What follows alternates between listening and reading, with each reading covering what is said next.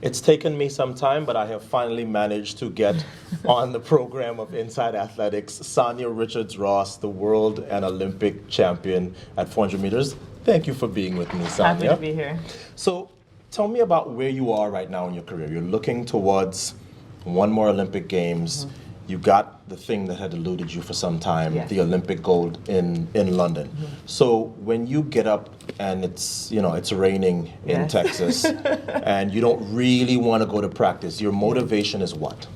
My motivation at this point in my career, like you said, I feel like I have greater perspective. I've been in the sport for over 12 years, and I just want to continue to build on my legacy. I have had so much success in the 400 and been very blessed to travel the world. And like you said, I won my Olympic gold. I'm a world champion. But I want to continue to add to that. I would love to defend my title in Rio and be a two-time Olympic gold medalist and hopefully win gold in Beijing at the World Championship.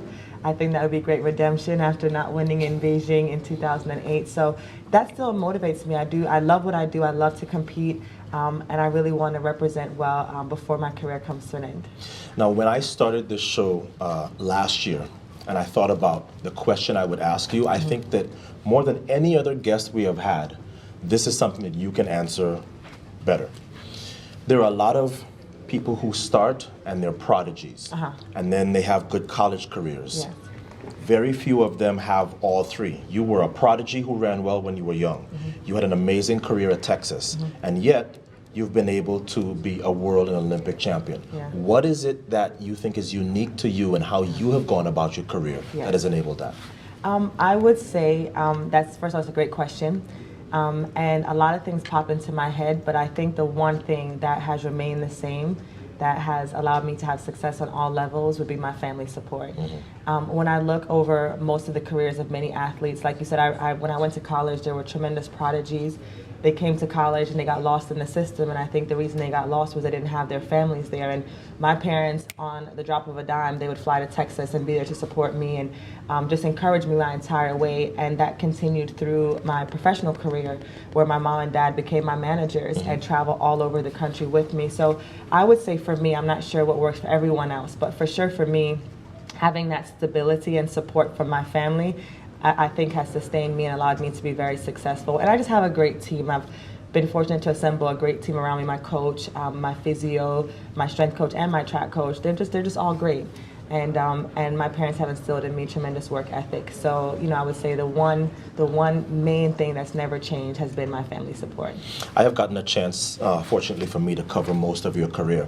My favorite race of yours is the Beijing Anchor Leg. What is your favorite race? Maybe it's not a relay. What's your favorite race? I mean, I know you may be a little partial to the London Olympic gold, but what's your favorite race career-wise? I think it's going to surprise you.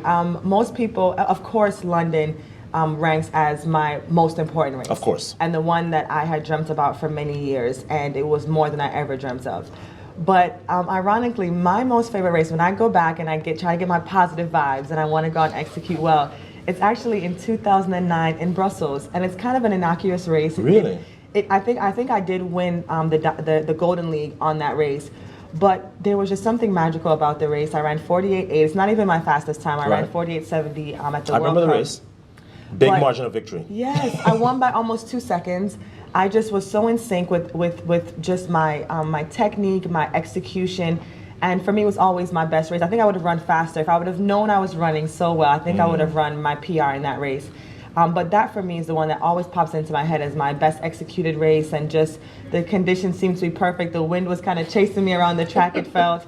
So yeah, the Olympics, of course, and the World Cup were two great races, the World Championships in Berlin. But when it comes to just great execution and coming off of with a great time, I would say it was Brussels 2009. If you could go back, it is what it is. If you can go back and talk to 20-year-old Sanya, about to leave the University of Texas, what advice would you give her based on what you know now about pro track and field, managing your career, dealing with disappointment, everything? If I could go back and talk to my 19 or 20-year-old self, I would tell her to be patient. Good things come to those who wait. And I think one of the things, too, I'd probably tell the younger Sanya is really to just stay focused. I think one of the things, we were talking about this today, when you start to have success in one event. So I started having success in the 400 in 2005. I was world number one. And then you get greedy and you want to do the 2, you want to do the 100, and you want to do everything. I think a lot of athletes do that. But I think if I could go back, I would really just focus more on the 400 and continue to get better and better there. And that's what I'm doing now. I've become even more master of my craft, watching more film, working with Coach more closely, asking more questions. I know he's like, we've talked about this a million times. Right. But now I really do see how important it is to be 100% in tune with the race to be able to have my best results. So I'd say be patient and stay focused. Now, it sounds like what you're saying is that sometimes your 200-meter running has maybe detracted from your 400-meter running? I wouldn't say that much. I would say that I think there's some ways that it has made me better because I do think my speed work has helped, of course, to make me run faster 400s. But I think there's just a change in your mentality when you start to want to do the 100 and 200 and all the events.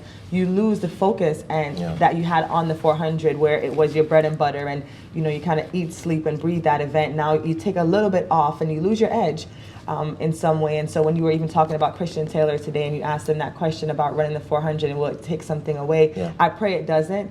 But inevitably, when you start to focus on something else, you have to lose focus a little bit on your main event. So, yeah, I would say that I think in some ways it made me better, but I'm not sure if I would have had more success in the 400 if I didn't want to dabble so much. Now, you were born in Jamaica. A lot of people, your fans certainly know that. You have spent a lot of time and a lot of energy in giving back to Vaz Prep and a lot of your Jamaican interests. Yes. Tell me why that's been so important to you. One, because that's where my foundation was laid, and when I was traveling back and forth, I go to Jamaica a lot, and I had heard that illiteracy was rising in the country. I just thought I had to do something because I remember when we came to the States and we migrated to the States, and I'll never forget this. My sister and I were going to the 7th and 8th grade. My sister's a year younger than me. And the teacher said, they're too young. They have to stay a year back. My mom said, not my girls. My girls are smart and they're ready.